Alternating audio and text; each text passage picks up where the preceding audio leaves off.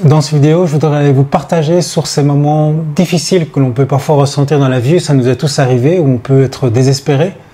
On n'en peut plus de la vie qui parfois, on a l'impression, est très cruelle. Elle nous casse, elle nous désillusionne. On peut peut-être en arriver à vouloir partir, à penser en fait à vouloir se suicider. Et nous allons voir que derrière la volonté de vouloir en finir, d'avoir peut-être pensé à se suicider, eh bien il y a une recherche spirituelle intense, qui est souvent inconsciente, qui paradoxalement n'est vraiment pas loin d'aboutir. En fait, ce que je voudrais vous montrer dans cette vidéo, c'est que la libération de la souffrance ne doit pas nécessairement passer par la suppression du corps physique. Et quand on en arrive là, on a en fait une opportunité pour faire un pas de géant dans notre évolution. Il manque juste une compréhension, une réalisation, quelque chose qui n'a pas été vu, un regard qui n'a pas été posé, un regard différent, pour pouvoir enfin goûter profondément à la paix qui est liée à notre vraie nature. Et en fait, c'est un paradoxe, c'est que la désillusion qu'on ressent dans ces moments-là, quand on a envie de se suicider, peut-être aller jusque-là, quand on n'en peut plus, en tout cas quand on est au désespoir, eh bien cette désillusion qu'on ressent, elle peut être transformée, comme dans la métaphore de l'alchimie, où on peut transformer le plomb en or, eh bien cette désillusion, elle peut être transformée en plénitude. Et c'est ce que je voudrais vous montrer dans la vidéo.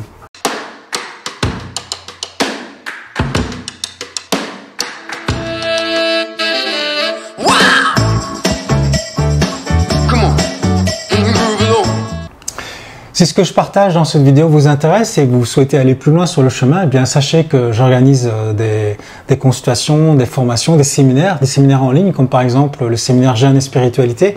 Il y en a un toutes les 6 semaines plus ou moins, donc je vous mets le lien dans la description de la vidéo également. Et puis il y a aussi des séminaires présentiels, j'en fais quelques-uns par an. Le prochain c'est au Maroc, en novembre, ça va être un séminaire très complet, très intense. Je vous mets donc toutes les infos en bas de la vidéo, dans la description. Alors le désespoir et l'envie d'en finir, parfois, l'envie peut-être parfois de passer à l'acte, c'est malheureusement de plus en plus fréquent. Le chaos dans le monde nous y invite. C'est d'ailleurs le suicide, en fait, c'est la deuxième cause de mortalité chez les jeunes. Avant, c'était la première, mais le taux de suicide, il a aussi augmenté pendant le Covid, pendant la psychopandémie de la peur, en fait, où les gouvernements et les médias ont tout fait pour créer encore plus, jouer plus sur les peurs et créer la panique, en imposant aussi des mesures extrêmement contraignantes comme le confinement, ce qui a eu pour effet dans certaines parties, notamment en France, d'augmenter le taux de suicide chez les jeunes de moins de 15 ans.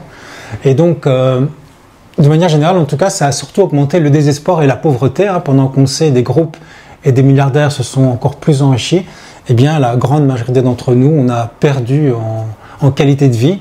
Et toute cette absurdité, tout ce chaos, sans compter aussi la montée du totalitarisme, le totalitarisme avec une société de contrôle qui est de plus en plus forte, on le voit aussi dans les pays occidentaux, et bien tout ça génère beaucoup d'absurdité, de stress, de tension émotionnelle, de frustration, et puis de peur aussi bien sûr, et puis aussi surtout bien sûr de désespoir. Et donc ces crises qui sont créées de toutes pièces en fait ont comme conséquence une grande apathie dans les populations, et puis le constat que vivre une vie d'abondance, qu'on espérait tous, une vie sereine, une vie joyeuse, eh bien ça va être très difficile, voire impossible pour la plupart. Et donc beaucoup de rêves comme ça, surtout chez les jeunes, sont brisés. Et tout ce chaos, ça entraîne finalement beaucoup de solitude, beaucoup d'insécurité et beaucoup de stress, d'où l'augmentation des maladies mentales. Je fais des consultations donc, et dans mon cabinet, je vois de plus en plus, que ce soit en ligne ou en physique, de plus en plus de gens qui souffrent de dépression. Alors bien sûr, le suicide, c'est une solution qui est radicale pour se libérer de toute cette souffrance. Est-ce que c'est vraiment la meilleure solution? Évidemment que non. Et elle vient vraiment en dernière instance quand on pense qu'on a tout essayé. En fait, on croit qu'on a tout essayé, ce qui n'est pas le cas. Et certainement dans ces moments-là, s'il était possible à la personne de mettre fin à ses souffrances autrement qu'en supprimant le corps, en se tuant, évidemment, elle ne passerait pas à l'acte. Donc, c'est une évidence. Et donc, ce qu'il faut comprendre, on peut comprendre les gens qui passent à l'acte parce que leur intention, elle est positive. C'est se libérer de la souffrance. Et c'est ce qui reste quand on a tout essayé. On a tout essayé, on a essayé d'être heureux dans ce monde où on n'y arrive pas. Et en fait, on n'a pas vraiment tout essayé. En fait, ce qu'on a, c'est qu'on a démissionné parce qu'on croyait avoir tout essayé. On pensait qu'on ne pouvait pas faire autrement. Mais souvent, en fait, on a cherché du mauvais côté. Là, on ne pouvait pas trouver le bonheur. La fin de la souffrance ne se trouve pas par là. Et si on regarde vraiment de plus près, on peut voir qu'il est possible de se libérer de la souffrance en regardant du bon côté. En général, ce qu'on ne fait pas souvent. ou ce qu'on fait après avoir beaucoup souffert. Alors regarder du mauvais côté, ça veut dire quoi? C'est essayer de se libérer de la souffrance dans le monde actuel, dans le monde des phénomènes, dans ce monde chaotique, avec un mental qui a des stratégies qui sont basées sur des croyances qui sont très très fortes en nous, que telle ou telle situation, telle relation, telle possession va pouvoir nous apporter le bonheur. Ça, c'est le mauvais côté. Et regarder du bon côté, c'est de voir que tout ce qu'on cherche dans le monde des phénomènes n'est pas possible et que le bonheur et la paix que nous recherchons, c'est déjà ce que nous sommes profondément, avant même notre naissance. Alors, ce que je dis, ce n'est pas philosophique, c'est pas de la philosophie, c'est vraiment concret, c'est-à-dire que l'invitation ici, c'est d'aller voir de manière vraiment pratique notre vraie nature. Et en général, on va toujours voir du mauvais côté. Pourquoi? Parce qu'il y a l'hypnose du monde qui nous hypnotise. En fait, cette hypnose est immense. On est conditionné depuis tout petit à croire que notre bonheur viendra parce que on fait telle action, on pose tel acte, on a telle relation, on a telle situation se passe. Et c'est vraiment une hypnose très profonde, très ancrée en nous. C'est un peu comparable à un film qui serait hyper bien fait et qui nous prend totalement. On est complètement dans l'histoire et on oublie complètement qu'on est dans une salle de cinéma en fait. Donc on est pris par cette hypnose. Et cette hypnose mentale, si on regarde de plus près de quoi elle est faite, eh bien, si on regarde cette souffrance, de quoi elle est faite, c'est comme une pièce de monnaie avec deux faces. Et donc vous avez d'un côté les sensations physiques de la souffrance dans le corps, et de l'autre côté vous avez tout le mental avec toutes les histoires qu'on se raconte à propos de cette souffrance, à propos de tout ce qui nous arrive. C'est évidemment, vous voyez, la partie la plus importante, le côté mental. Donc d'un côté il y a le côté physique, d'un côté il y a le côté mental. Et le mental il contient toutes ces histoires à propos de nous, de tout ce qui nous arrive, tout ce qu'on raconte sur nous, notre passé, qui on est, nos échecs, nos manques, nos blessures, toutes nos peurs aussi concernant le futur, avec toutes les menaces qu'on peut imaginer actuellement. Et donc, c'est une sorte de prison temporelle, le mental, vous voyez, dans lequel on est bloqué entre le passé et le futur, et ça nous empêche d'apprécier le présent. Il n'y a que le présent qui existe. Et pour faire simple, on peut dire que le mental, il a deux types de pensées. Ce mental-là, il a les pensées fonctionnelles pour fonctionner dans la vie de tous les jours. Je dois prendre mon train, il est quelle heure? Et les pensées psychologiques. Et ce sont évidemment les pensées psychologiques avec toutes nos interprétations, nos suppositions, nos jugements, nos comparaisons. Ben, ce sont ces pensées-là qui nous font souffrir. Et en plus, les pensées psychologiques, c'est tout le temps une constante évaluation du présent à travers le filtre de la polarité qui dit c'est bien, c'est pas bien, c'est agréable, c'est pas agréable. Et donc, on peut dire que dans ces conditions, le mental, c'est un peu une machine à créer de la souffrance.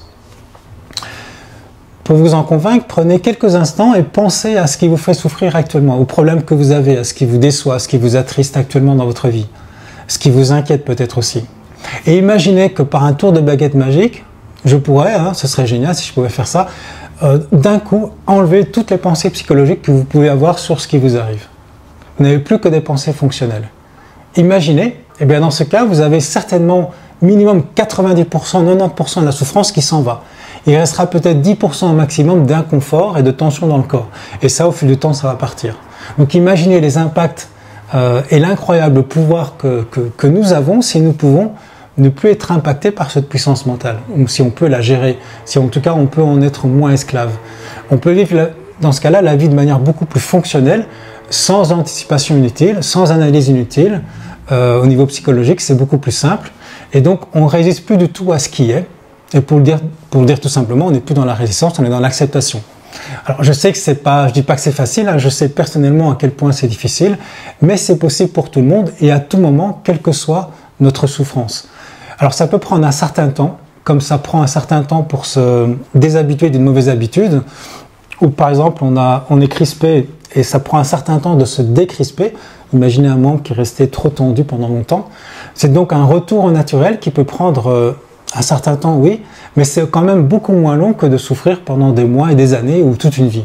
Alors qu'est-ce qui se passe si vous pouviez ne plus avoir de pensée psychologique? Imaginez ça. Au pire, hein, je dis bien au pire, mais vous acceptez ce qui se passe sans résistance et donc ça génère une détente dans le corps puisqu'il n'y a pas de cette tension, il n'y a pas cette lutte et ça économise une grande quantité d'énergie. Et au mieux, vous avez tout cela et en plus, comme vous élevez votre signature électromagnétique de par la détente, eh bien vous allez attirer, si le contexte le permet bien sûr, ça c'est au mieux, eh bien vous allez attirer complètement autre chose dans votre vie en termes de relations, de situations. Donc votre vie va évoluer de manière beaucoup plus agréable. Ça c'est au mieux. Dans tous les cas, vous allez pouvoir vous libérer de cette prison mentale et c'est sans doute l'enjeu le plus important dans notre vie, c'est pouvoir sortir de cette prison mentale de plus être sous la dictature de ce dictateur en fait qu'est le mental, qui peut parfois nous rendre la vie tellement tragique qu'on n'a pas peut-être parfois envie d'en finir. Et dans ce cas-là, les pensées sont tellement négatives. Elles sont négatives parce qu'elles sont influencées par le contexte chaotique, bien sûr, on l'a vu, mais surtout aussi elles sont négatives parce qu'elles sont influencées par tout notre inconscient qui contient toutes les blessures du passé, toutes les croyances limitantes que nous avons sur nous. Et c'est là le problème, c'est qu'on croit être un être limité. Et tout ça génère bien sûr beaucoup d'insécurité, beaucoup de solitude et beaucoup de frustration. Et lorsqu'on pense au suicide, en fait, ce que nous voulons fondamentalement, on l'a dit, hein, c'est en finir avec la souffrance. On pourrait presque dire que si on veut qu'il y ait un suicide, il faudrait qu'il y ait un suicide de l'ego, de ce mental, toujours moi. C'est plutôt ça qu'on veut, en fait, l'ego qui contient toutes les histoires tragiques qu'on se raconte à propos de nous. Et voilà. Et on peut dire aussi que on pourrait même pas avoir besoin de commettre le suicide de l'ego, on pourrait simplement ne plus l'écouter, ne plus le croire. Et la meilleure façon d'y arriver, c'est de comprendre en fait qu'il ne parle jamais de nous réellement. Ce sont que des commentaires sur des croyances, des illusions. En fait, nous ne sommes pas le penseur. Ça pense tout seul en nous. Vous avez déjà remarqué, vous n'arrivez pas à dormir le soir. Parfois, ça pense tout seul. Et ces pensées ne parlent pas vraiment de nous. Ce sont des pensées qui passent comme des nuages passent dans le ciel. Et si on arrive à ne plus les croire et à les voir pour ce qu'elles sont, eh bien, le mental égotique va perdre de sa puissance. Et ça peut prendre un certain temps, comme il nous a fallu du temps pour ne plus croire au Père Noël. Et puis, en tant qu'adulte aussi, on croit aussi à des histoires, hein, comme quoi le bonheur viendra quand il se passera telle chose ou telle relation, tel objectif sera atteint. Ce sont en fait des illusions. Et on peut se détacher de ces illusions. Et moi y compris, hein, on est tous pris dans cette galère en fait, mais il nous est tous possible d'arrêter de croire à ces mirages. Et pour aller plus loin dans cette conception de ce bonheur qui ne dépend pas de l'extérieur, on pourrait dire qu'il y a le bonheur conditionnel qui fait que notre envie de suicide, si elle est là, hein, elle va partir d'un coup si la situation s'arrange et on a tout ce qu'on veut. Alors c'est bien sûr ce que je vous souhaite, mais ça restera un bonheur fragile parce que ça dépendra toujours de l'extérieur. Si tout ça disparaît, la souffrance revient. Et donc ça dépend de phénomènes qu'on ne contrôle pas, donc ça génère un stress latent, un stress permanent. Et donc on quitte la dépression, ok, mais c'est pour aller dans l'anxiété. Ça c'est le bonheur conditionnel. Et puis il y a le bonheur inconditionnel qui là, quels que soient les événements que nous pouvons rencontrer dans notre vie, eh bien notre bien-être est toujours là. Ça ne dépend pas du faire ou de l'avoir, c'est là par défaut, c'est notre nature profonde. Un peu comme l'espace dans lequel vous êtes, nous sommes, c'est le même espace en fait, eh bien cet espace on ne peut pas l'enlever. Quels que soient les objets à l'intérieur, les objets peuvent disparaître, mais l'espace, il est toujours neutre, il est toujours calme. Et c'est ainsi que notre nature profonde, elle est toujours neutre et calme, elle n'est pas en souffrance. Et encore une fois, ce que je vous dis, c'est pas de la philosophie, ça pourrait être de la philosophie, mais ça suffirait pas, c'est vraiment quelque chose qu'on peut vérifier de manière très pratique. L'idée, en fait, c'est de quitter l'espoir qui contient en son germe le désespoir, hein, c'est la polarité. C'est-à-dire on pourrait presque parler d'inespoir, c'est-à-dire ni le désespoir, ni l'espoir, qui sont les deux faces d'une même pièce. C'est donc cette polarité qui génère de la souffrance. C'est ni l'un ni l'autre, c'est une absence d'espoir, donc de désespoir, c'est l'inespoir. L'inespoir qui fait que quoi qu'il arrive, je suis bien. Et si les situations et relations que je désire, tout ce que je désire apparaît, ça apparaît dans ma vie, eh bien c'est une cerise sur le gâteau. Et puis si ça disparaît, ben, il me reste toujours le gâteau. Vous l'avez compris, le gâteau, c'est la plénitude que je ressens, sachant qui je suis profondément, ce que je suis profondément. Alors bien sûr, il y aura toujours des désirs qui apparaissent, ce sont des élans de vie, mais c'est plus accompagné de toute l'histoire qui se raconte que si ça n'arrive pas, je vais être très malheureux, ou je pourrai jamais être heureux.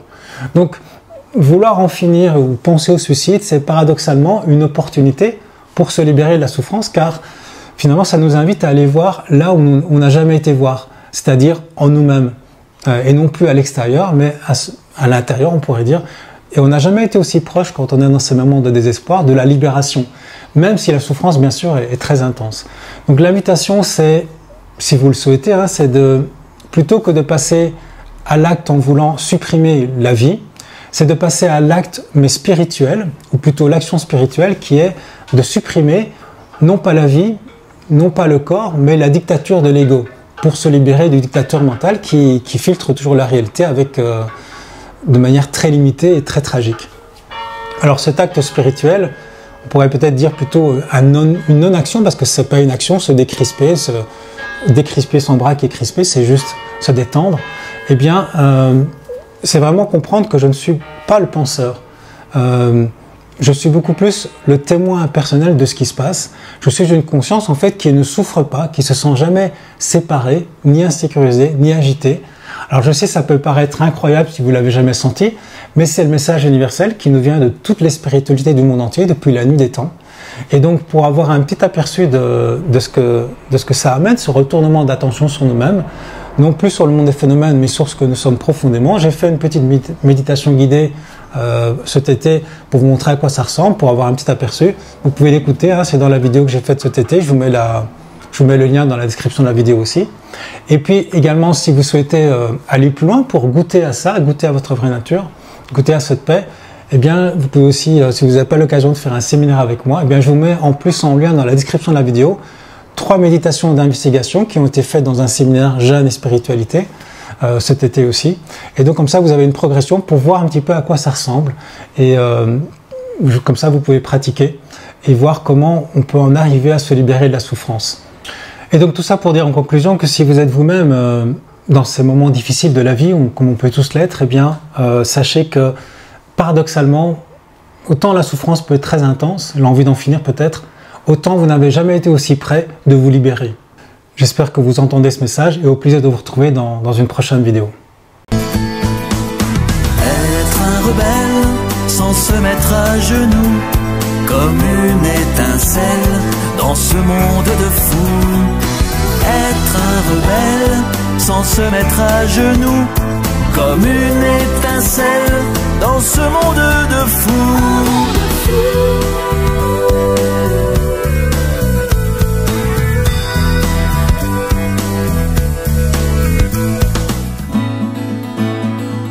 Nos cœurs vibrent, nous allons